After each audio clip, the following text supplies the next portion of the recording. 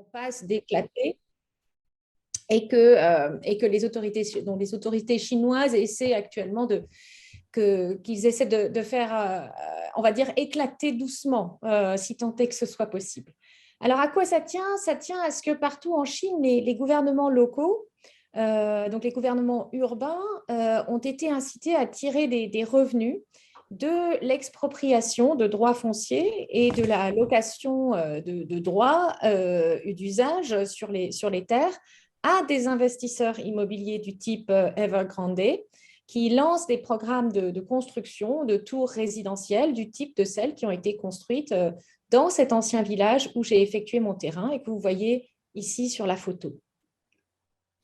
Alors la Chine, ce qu'il faut savoir, c'est que la Chine est partie d'un niveau très bas d'urbanisation en 1964 et la population urbaine chinoise a dépassé celle des résidents ruraux en 2011 et il est attendu qu'elle atteigne la part de population urbaine, les 70%, 70% d'ici 2050. Donc une croissance extrêmement rapide qui résulte largement de ce processus que je viens de décrire, qui s'est accompagné de migration vers les villes, mais aussi tout simplement la croissance de la population. Elle résulte également de politiques et ça on le sait moins en fait, de recatégorisation de population qui étaient jusque-là classées comme rurales et qui deviennent urbaines du jour au lendemain. Et c'est ce qui est arrivé aux habitants de l'ancien village. C'est pour ça que je parle d'ancien village où j'ai travaillé à Shenzhen. Donc en Chine, des dizaines de milliers de villages ruraux ont été transformés en localités urbanisées. Et ces villages font l'objet d'un processus d'urbanisation administrative qui leur fait perdre donc le statut de village rural et ces anciens villages perdent de ce fait une partie de l'autonomie politique, alors certes relative, mais autonomie néanmoins bien réelle et inscrite dans la constitution chinoise qui est la leur en tant que village rural. Donc, c'est dans un village urbanisé que je mène des recherches depuis maintenant 10 ans, depuis 2011. Village que j'appelle Fort-les-Pins. C'est une traduction qui n'est pas trop éloignée du nom original du village en Chine. Je le fais à des fins d'anonymat, d'anonymisation de mon terrain et de mes interlocuteurs sur le terrain. Donc, Fort-les-Pins est devenu un quartier de Shenzhen. Il n'existe plus administrativement comme village. Il est devenu ce qu'on appelle une communauté urbaine subordonnée à la hiérarchie municipale. Et pourquoi j'avais choisi ce village? Alors, j'ai fait aussi des recherches dans les autres villages alentours, mais ça a été vraiment mon site principal, Fort-les-Pins. C'est comme tous les autres villages alentours à Shenzhen, un village d'émigration. C'est un village qui est notamment le village d'origine des Chinois de Polynésie qui, comme Francine l'a rappelé tout à l'heure, où j'ai fait effectivement des recherches durant ma thèse. J'avais consacré ma thèse de doctorat à la communauté chinoise de Polynésie française. Alors, les gens de Fort-les-Pins ont migré à peu près partout dans le monde pendant un siècle, de la même manière que beaucoup de membres de villages de ce type dans cette région du monde où se trouve maintenant Shenzhen, qu'on appelle le delta de la rivière des Perles. Et ces villages sont souvent, et c'est le cas aussi de Fort-les-Pins, ce sont des villages lignagés dont la plupart des habitants descendent d'un même ancêtre fondateur, donc il s'appelle Chen dans mon village de Fort-les-Pins. Et donc dans le deuxième livre qui est paru en 2019, qui s'intitule Pour la cause de l'ancêtre, j'ai étudié comment le lignage en tant qu'organisation sociale de la parenté, qui est aussi une organisation politique et économique, a constitué une filière des migrations en même temps que ce cadre lignagé a permis l'entretien sur plusieurs générations de la relation avec la diaspora, donc un peu partout dans le monde, avec notamment un drainage des fonds de contributions financières vers le village. Et cette relation s'est modifiée sous l'effet de la transformation du village et de Shenzhen. Alors, c'est vraiment, j'avais déjà commencé à m'intéresser aux questions plus proprement liées à l'urbanisation parce que j'en avais besoin pour comprendre cette relation avec la diaspora, dont c'était le contexte. Et puis, c'est devenu mon objet principal de recherche au cours de mes derniers terrains sur place, donc en 2017 et 2018. C'est là que j'ai travaillé plus spécifiquement les questions liées à la transformation urbaine et que j'ai vu, alors malheureusement, j'ai pas pu, c'est un peu en fait, c'était mon projet pour ce printemps, mais je ne sais pas si je vais pouvoir le mettre, si je vais pouvoir le réaliser, c'était d'aller, de retourner dans le village pour observer maintenant la vie sociale telle qu'elle est, elle est transformée, étant donné que ces tours que vous voyez en photo sont maintenant habitées. Moi, la dernière fois que j'étais sur le terrain, j'ai simplement vu les futurs habitants obtenir les clés de leurs appartements, mais elles n'étaient pas encore habitées, ces tours. Donc, ce programme immobilier, c'est la conséquence de l'urbanisation administrative qui a eu lieu en 2004, comme tous les autres villages ruraux de Shenzhen ont été urbanisés cette année-là.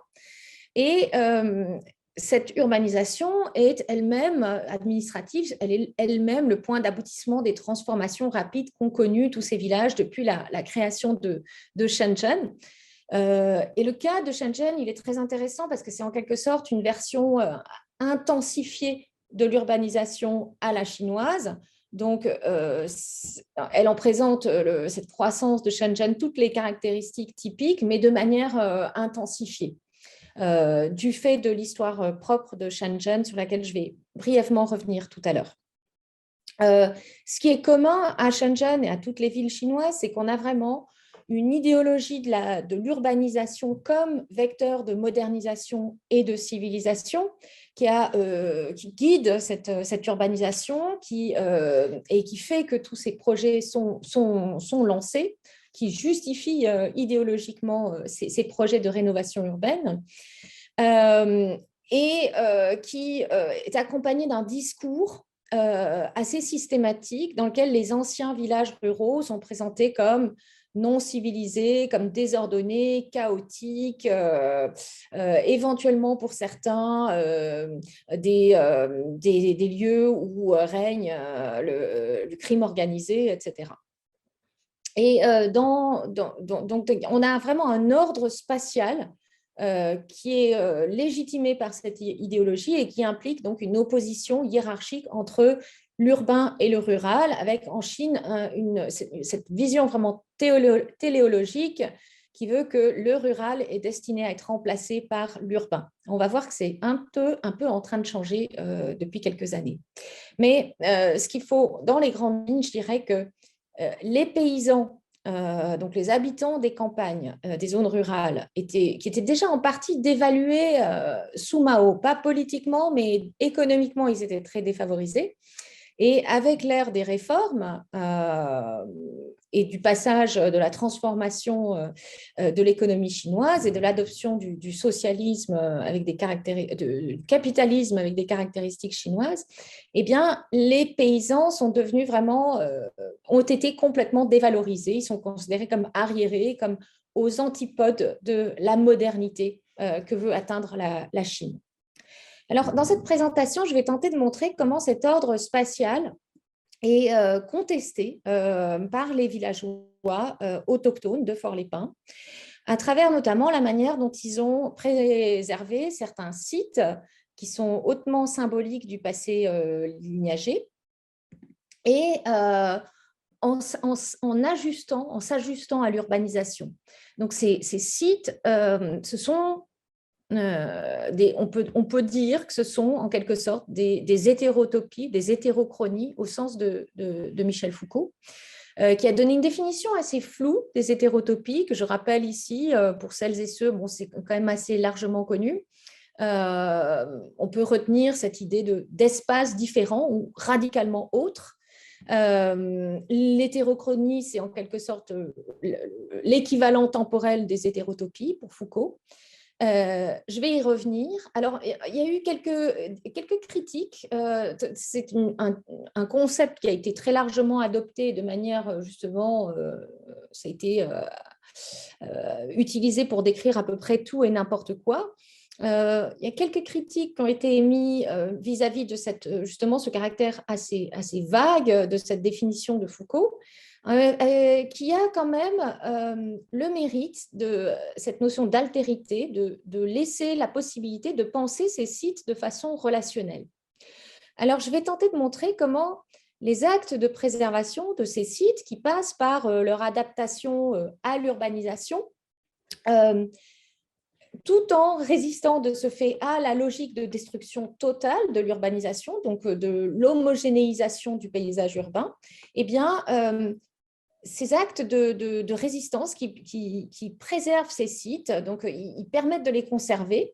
Et ça, en fait, ça passe par le fait de les rendre partiellement homotopiques et homochroniques avec l'urbanisation. J'expliquerai ce que j'entends par là. Et juste pour rentrer un peu plus dans les autres termes que je vais utiliser au cours de cette présentation, de ce fait, ou ce qui constitue le fil conducteur de cette présentation, ces actes de résistance, ils assurent, mais ils révèlent aussi la résilience des villageois.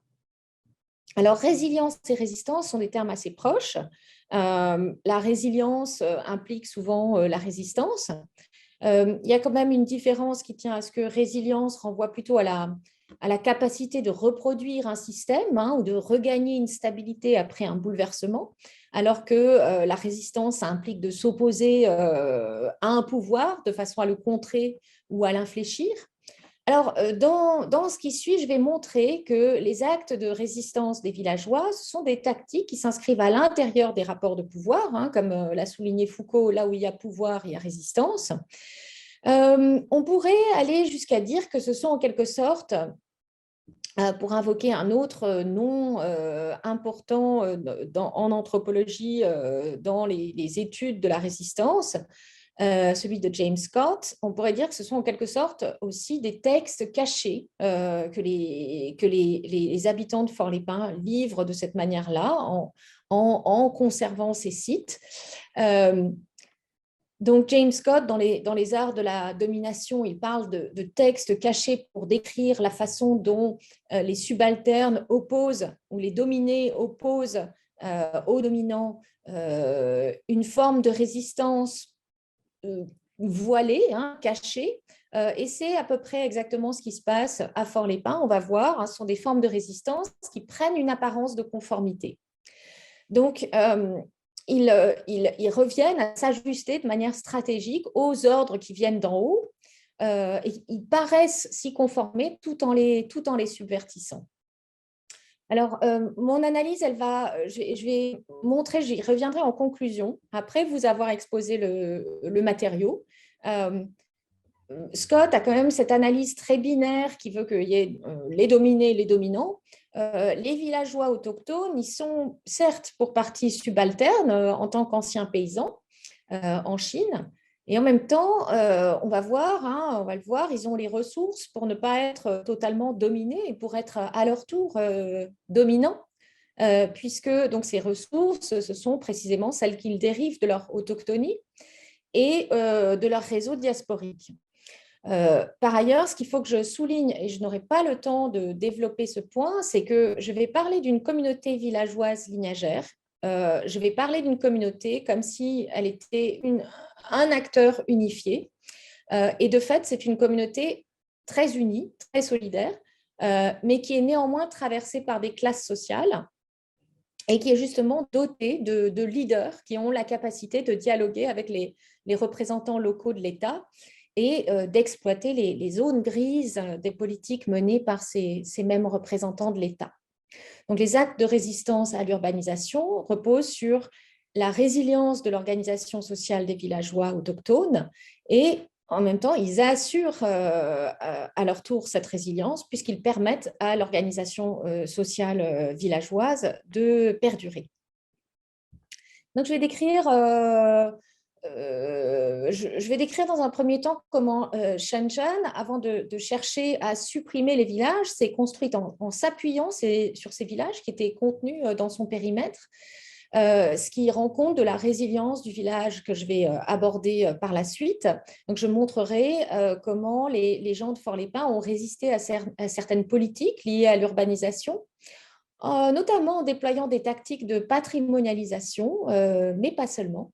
Et puis, je prolongerai cette réflexion, si j'en ai le temps, en terminant par quelques éléments de réflexion sur ce qui s'est passé ces dernières années sous Xi Jinping, où le pouvoir actuel a véritablement pris une tournure populiste qui fait qu'en fait, il en appelle à des valeurs populaires avec une forme notamment de réhabilitation justement des valeurs rurales paysannes.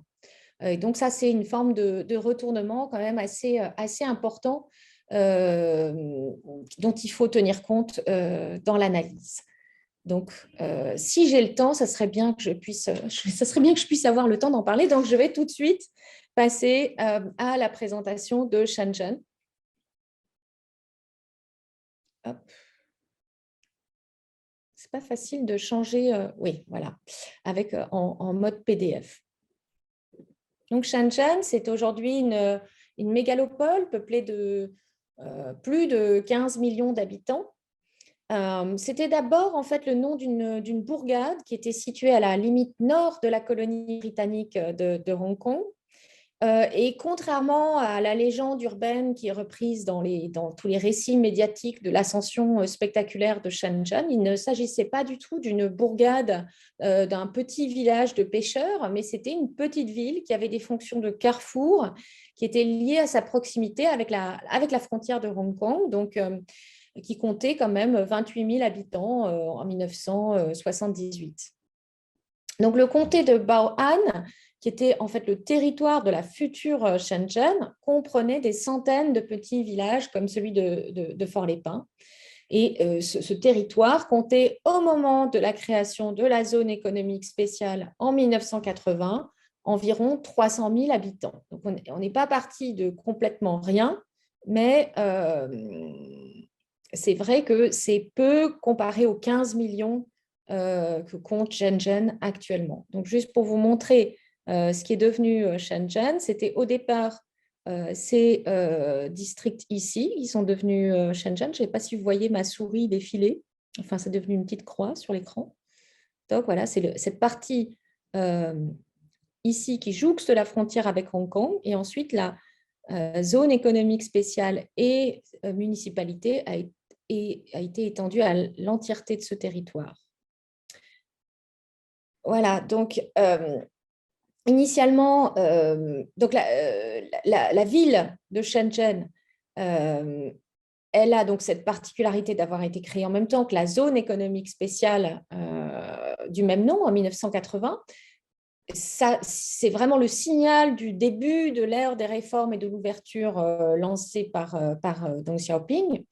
Et la ville, donc, comme vous pouvez le constater, elle s'est développée extrêmement rapidement. Elle a connu une croissance annuelle moyenne de 27%, donc annuellement, de 1980 à 2006, qui est absolument énorme.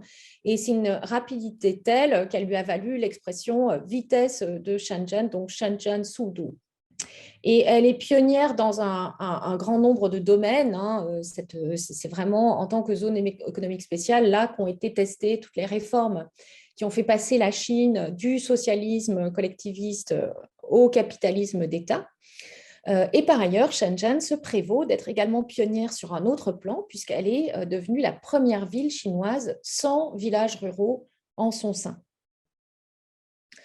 Donc, initialement, cette zone économique spéciale, je l'ai dit, elle s'est construite à la frontière avec Hong Kong et puis elle s'est étendue vers le nord. Donc, dans cette partie sud qui constitue aujourd'hui les districts centraux, donc là où vous allez trouver le CBD, etc., eh bien, là, il y a eu pas mal de villages qui ont été rasés. Il y en a d'autres qui ont néanmoins subsisté un peu à la manière dont je vais le décrire pour Fort-les-Pins. Fort-les-Pins, c'est un village qui se situe à l'extérieur de la zone économique spéciale initiale, dans le nord de cette zone. Je vais revenir en arrière, si je peux. Hop, voilà. qui se situe dans l'actuel district ici de Longhua, donc dans l'ancien district de Bao'an, ici au nord, près de la frontière avec l'autre grande ville manufacturière de la région qui est Dongguan. Hop.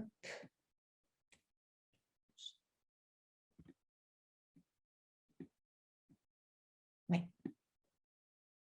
Ok. Donc voilà, Fort-les-Pins, qui est donc situé dans cette partie nord qui n'a rejoint la ville qu'ultérieurement en 1993. Alors, en l'espace de quelques décennies, vous le voyez, je résume outrageusement, mais les champs et les rizières qui entouraient le village encore à la toute fin des années 1970, au cours des années 1980, il commence à y avoir des petites usines qui sont construites, ça s'accélère dans les années 1990. Et aujourd'hui, le village est entièrement recouvert. En fait, il n'y a plus une seule rizière, il y a assez peu d'espaces verts. Et la population de cet ancien village est passée de environ 3000 habitants à la fin des années 70 à près de 60 000 résidents en 2018. Comment ce village a connu un tel boom démographique? Eh bien, les habitants autochtones ont construit des bâtiments d'usines d'abord qu'ils ont loués à des multinationales taïwanaises, américaines, généralement à capitaux hongkongais. Enfin, et d'ailleurs, leurs parents installés, leur famille, hein, leurs cousins de lignage installés à Hong Kong ont souvent été moteurs là-dedans, ont été les principaux investisseurs. Et par ailleurs, ils ont également construit des immeubles d'habitation dans lesquels souvent ils se réservent un ou deux étages et puis ils louent le reste des étages divisés en appartements à des migrants qui viennent de partout en Chine et qui viennent travailler dans les usines, mais aussi ouvrir des petits magasins, voilà, contribuer à tout ce développement qui est lié au développement économique de la zone et à la transformation de ce village en zone industrielle, en fait. Et donc ça, ce que je décris pour Fort-les-Pins, il faut le multiplier par environ 200, 300 et vous obtenez ce qui s'est passé dans cette partie nord de Shenzhen. Donc, dans le village, la population temporaire, donc migrante, immigrée, qui est là avec un permis de résidence, elle constitue à peu près, c'est l'écrasante majorité, 95% de la population, et puis il y a la toute petite minorité d'autochtones qui subsistent et sur lesquels je vais revenir juste après. Alors, transformation radicale de ce village, mais dans le même temps, une forme de continuité dans l'organisation sociale. Donc là, je vous propose de regarder cette carte du village qui permet de voir en fait que le village, le village s'est urbanisé en quelque sorte par expansion centripète. Donc, donc, je le disais, hein, les terres agricoles qui entouraient le village ont été reconverties en terres à usage résidentiel et industriel. Ça c'est vraiment, ça a été acté véritablement au tout début des années 1990, 1992 pour être précise. À ce moment-là, ils ont divisé toutes les anciennes terres agricoles et ils les ont divisées en lots. Ils ont procédé par tirage au sort et les habitants autochtones se sont répartis ces lots. Ils ont construit chacun des immeubles dessus. Et par ailleurs, ils ont également construit des usines.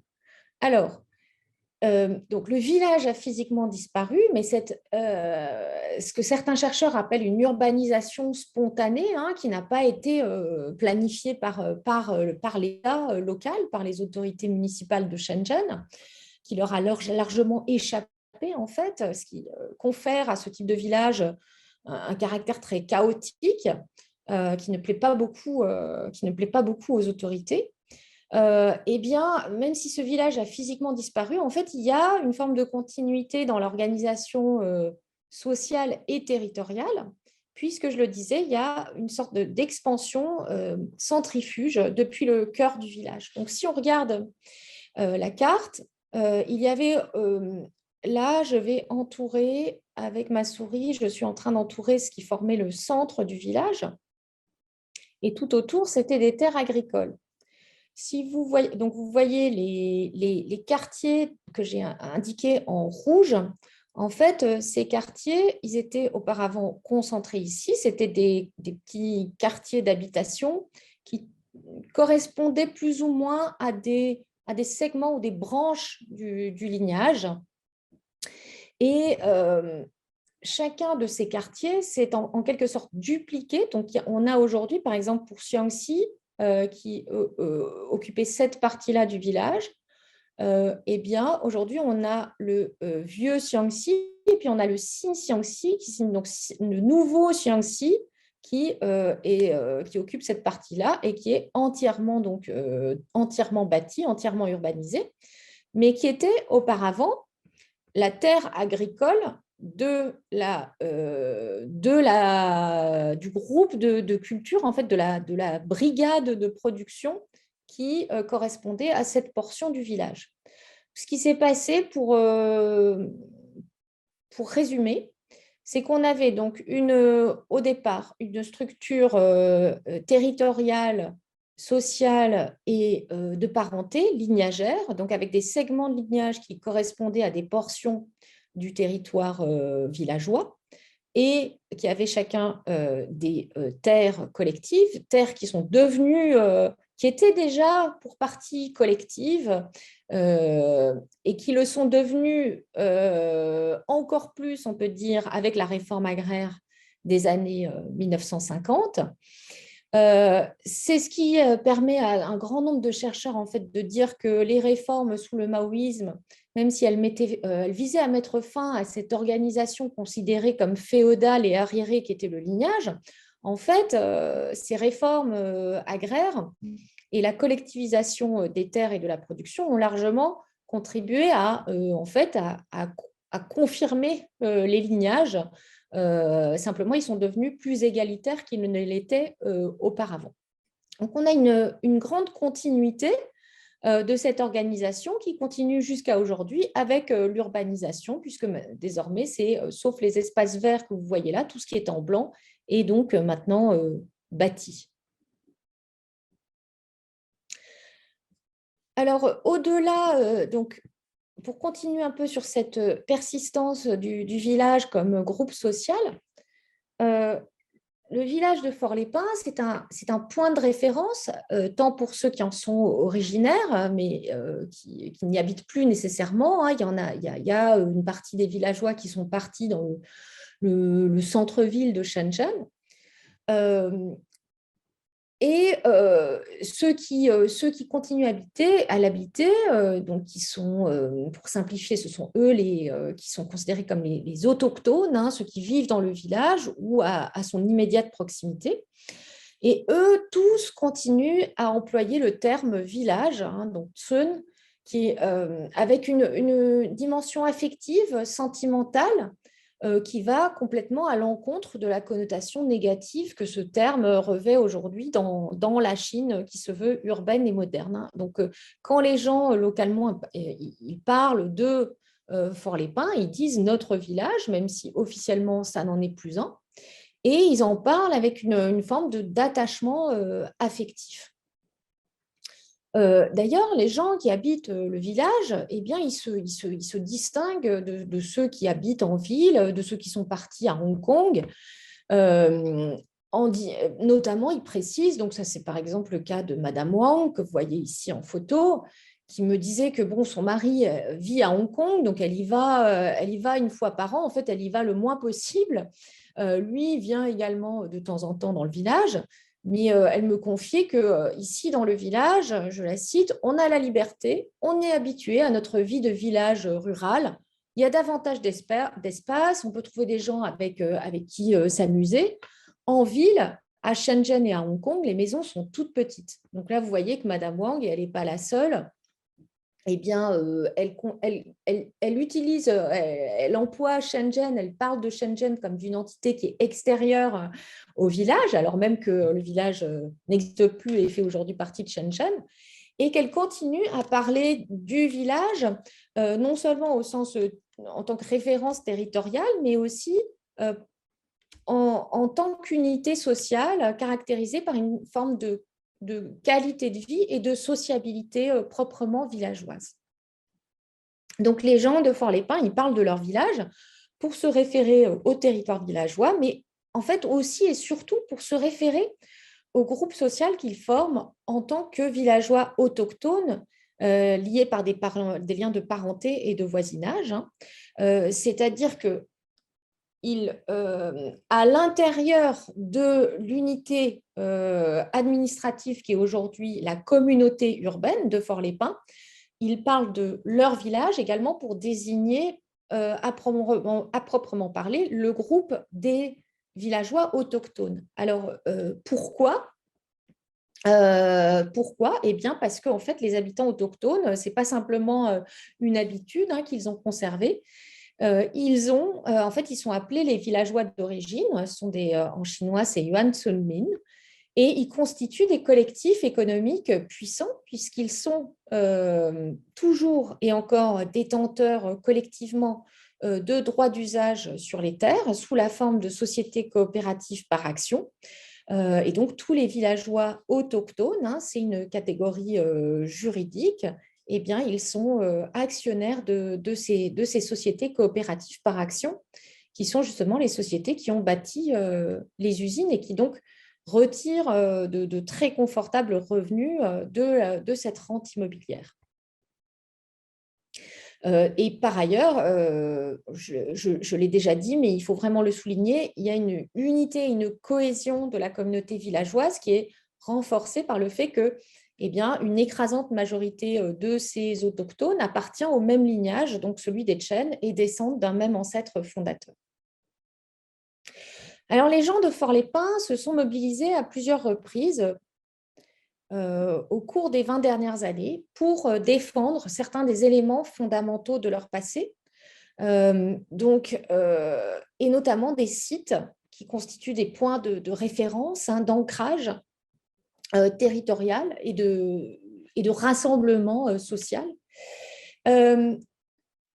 En fait, même si les villages n'étaient pas encore complètement urbanisés et n'étaient pas administrativement urbanisés dans les années 90, dès les années 90, ils ont été affectés par des plans d'urbanisation et des politiques liées à cette urbanisation qui visaient à une rationalisation administrative de la gestion de l'espace. Et ça a été notamment le cas de la réforme funéraire qui a été menée à Shenzhen à la fin des années 1990 et qui a exigé que l'ensemble des défunts, donc on avait des tombes qui étaient éparpillées un peu partout autour des terres agricoles dans le village, donc sur les collines. Cette réforme a exigé que partout dans Shenzhen, et donc y compris dans les nouveaux districts qui ont rejoint Shenzhen en 1993, partout, les tombes soient exhumées, les défunts soient crémés, qu'il y ait crémation à 100% de l'ensemble des défunts, et que les urnes soient placées dans des grands cimetières publics aménagés par la ville. Alors, à Fort-les-Pins, le défi a été double. Il s'agissait de sauver la tombe de l'ancêtre fondateur, pour des raisons sur lesquelles je ne vais pas m'appesantir, mais c'était d'une importance extrême pour les gens du village. Il s'agissait aussi d'éviter le transfert des cendres des défunts vers des cimetières à l'extérieur du village. Et il était absolument crucial d'agir le plus vite possible, de prendre en fait. Donc, ce qu'ils ont fait, c'est qu'ils ont pris les autorités par surprise, ils les ont mis devant le fait accompli en se mobilisant pour réunir une énorme somme d'argent, notamment auprès de leur diaspora, qu'ils ont donc réuni en un temps record pour bâtir un mausolée. Alors, est-ce qu'on le voit là? Oui, vous voyez en haut à gauche, bâtir ce monumental mausolée qui, en fait, englobe, qui est construit par-dessus la tombe de l'ancêtre fondateur Chen. Ce bâtiment, il sert également d'espace où ils ont placé toutes les urnes de tous les ancêtres qu'ils ont déterrés et crémés. Donc, ils se sont, se faisant conformer à la politique, à la réforme funéraire, à ceci près qu'ils n'ont pas placé leurs défunts dans un cimetière public. Et en fait, ils ont en quelque sorte construit leur propre cimetière public. Alors, les gens de Fort-les-Pins s'y rassemblent pour des rites lignagés, et ceux de Qingming, donc la fête des morts en Chine, occasion au cours desquelles ils ne se privent pas de faire exploser des pétards, alors que c'est interdit en ville, hein, c'est interdit partout dans les métropoles chinoises, donc au mépris des slogans que vous voyez là sur la banderole en rouge, qui enjoignent les citoyens à avoir des pratiques civilisées, donc en gros justement à ne pas faire exploser de pétards. Donc les Chen ont déployé des stratégies de dénomination pour légitimer ce mausolée. Ils ont réussi, alors moyennant un peu de lobbying monnayé auprès des autorités du district, ils ont réussi à en faire un site inscrit au patrimoine local. Ils ne sont d'ailleurs pas les seuls, hein. Il y a d'autres villages qui ont fait la même chose ailleurs dans Shenzhen. Et puis, voilà, donc ils font un travail de veille, hein. Ils continuent dès qu'il y a une nouvelle politique de patrimonialisation, en fait, ils cherchent à réinscrire ce site au titre de cette nouvelle catégorie. Donc maintenant, on a la catégorie des protections de reliques culturelles inamovibles. Donc, ils ont fait, dès que cette politique-là est sortie, ils ont fait inscrire également le mausolée sur cette liste-là. Voilà. Donc, le mausolée, il fait office de cimetière. Il est le lieu du culte aux ancêtres collectifs, donc l'ancêtre fondateur, mais aussi les ancêtres de branche et puis les ancêtres individuels, hein, donc les ancêtres proches. Et en cela, il constitue un site à la fois hétérotopique et hétérochronique au sens de Foucault.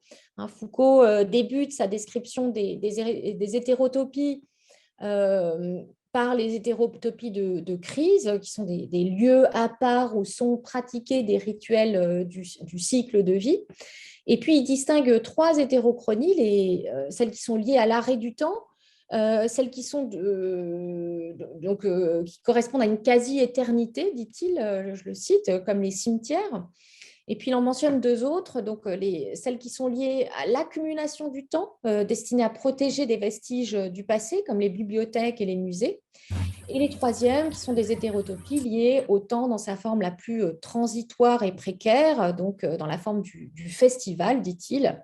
En fait, le mausolée, qui est un cimetière qui est inscrit au patrimoine et où se déroulent les festivals que sont les rites aux ancêtres, est donc un site hétérotopique et hétérochronique en ce triple sens. Il me reste combien de temps à peu près? Pas trop où j'en suis.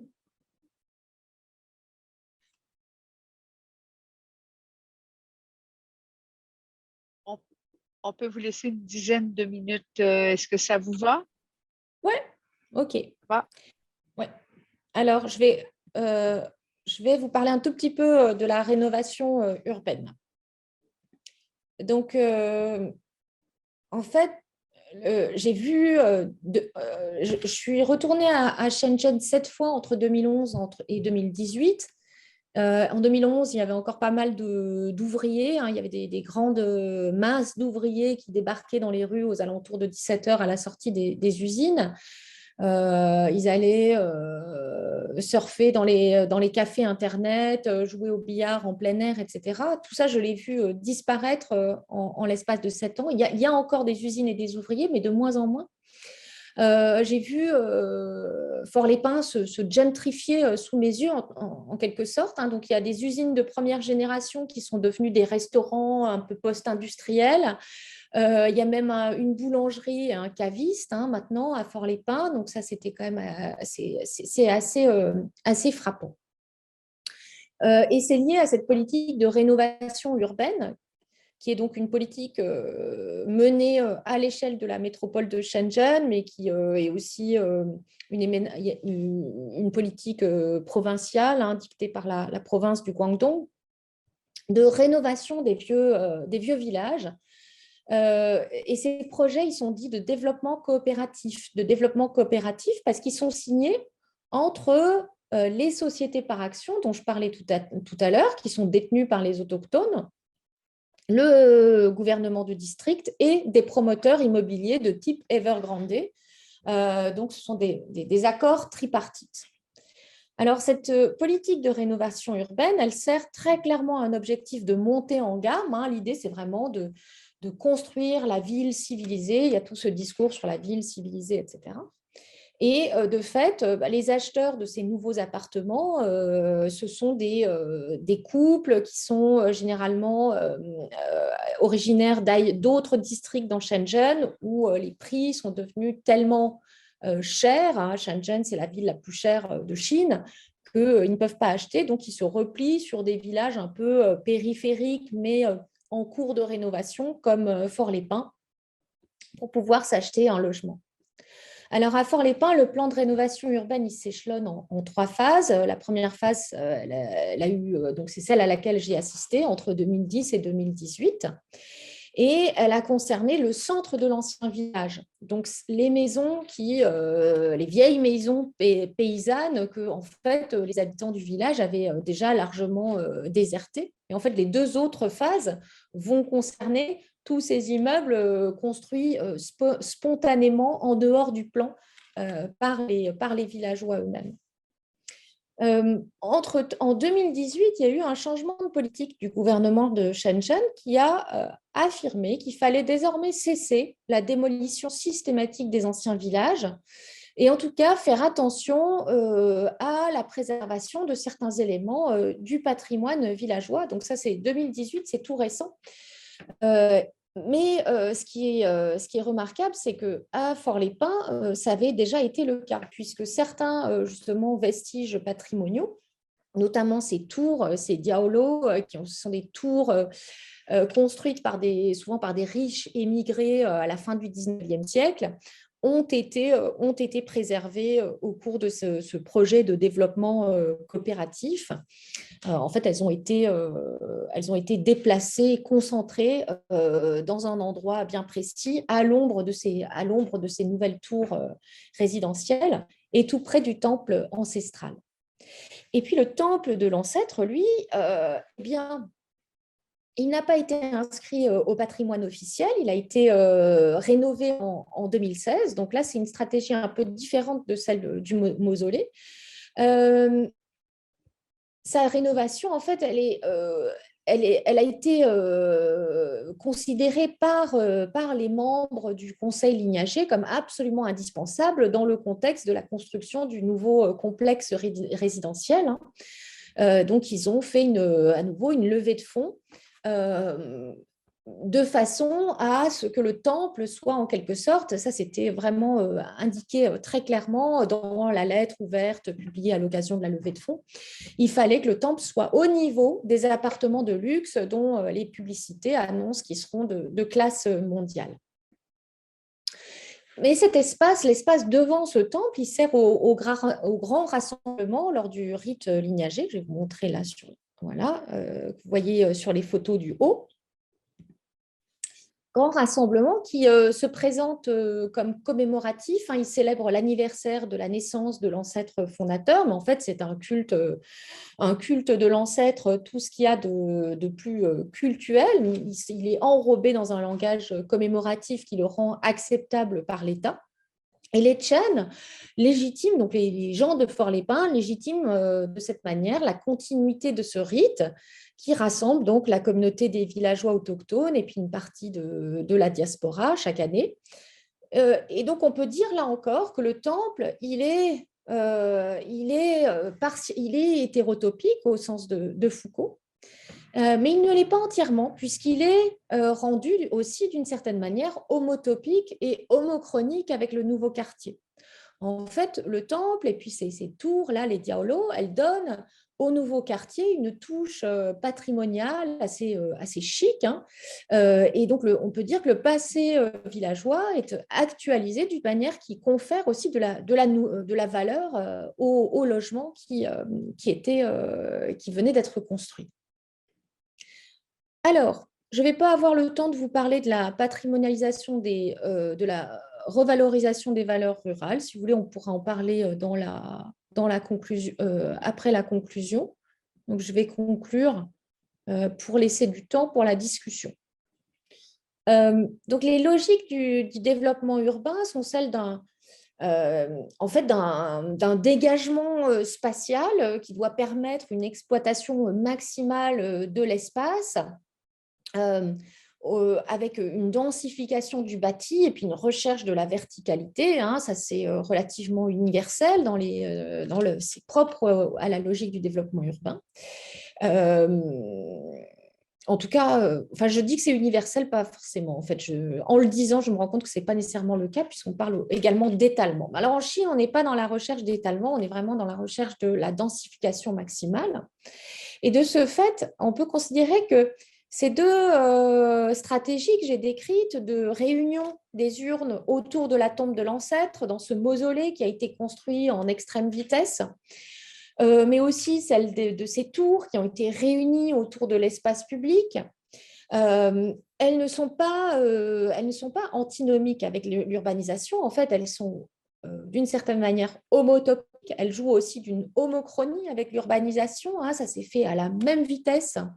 Lors de la mobilisation pour le mausolée, il s'est même agi en fait, de prendre les autorités de vitesse en édifiant ce bâtiment le plus vite possible, de façon à mettre les autorités locales devant le fait accompli et rendre sa destruction plus difficile. Et puis, l'opération de rénovation du temple qui a été lancée tout récemment, elle est aussi homotopique et homochronique avec l'édification du nouveau quartier, avec ce projet de rénovation urbaine, puisque avoisinant des tours flambant neuves, le temple ne doit pas déparer. Donc, les logiques qui sous-tendent les usages sociaux qui sont hétérotopiques et hétérochroniques de ces sites les rendent dans le même temps compatibles, homotopiques et homochroniques avec les logiques spatio-temporelles de l'urbanisation.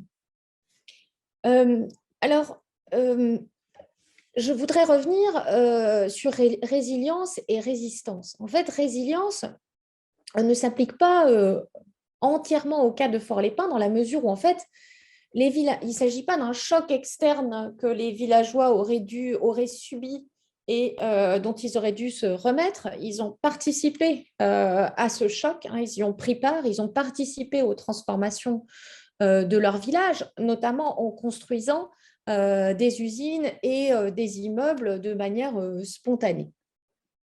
Est-ce que pour autant, est-ce qu'ils résistent à l'urbanisation? Alors, des anthropologues tels que James Scott, mais aussi on peut également penser à Michael Taussig ou à Aiwa Hong, ont mis en évidence le caractère infrapolitique de la résistance qui ne s'exprime pas toujours de manière ouverte, hein, ce qui ne signifie pas pour autant qu'il n'y a pas de résistance.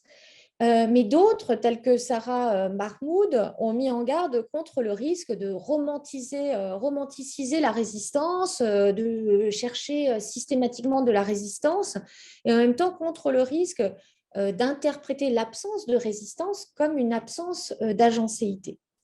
Et là, je pense qu'on a les deux à travers ce cas de Fort-les-Pins. Les gens de Fort-les-Pins adhèrent largement au développement urbain, mais ça ne signifie pas pour autant qu'ils le subissent passivement. Donc, ils en tirent parti, hein, ils en tirent des revenus, de la richesse, et ils adhèrent à l'urbanisation comme modernisation. Mais pour autant, ils n'acceptent pas nécessairement leur stigmatisation comme anciens paysans arriérés. Donc, ils veulent être des citoyens modernes de Shenzhen tout en préservant leur communauté et leurs traditions rituelles. Et de ce fait, ils ont opposé des actes de résistance ciblés aux politiques d'urbanisation lorsque celles-ci menaçaient directement les sites les plus symboliques de leur communauté. dans la mesure où les autorités de Shenzhen semblent avoir progressivement intégré la préservation d'éléments du passé villageois à leur politique, on peut dire que ces actes de résistance, favorisés par la persistance de la communauté villageoise en tant que groupe social, ont aussi assuré la résilience du village au cours du processus d'urbanisation, en même temps qu'ils ont reposé sur cette résilience.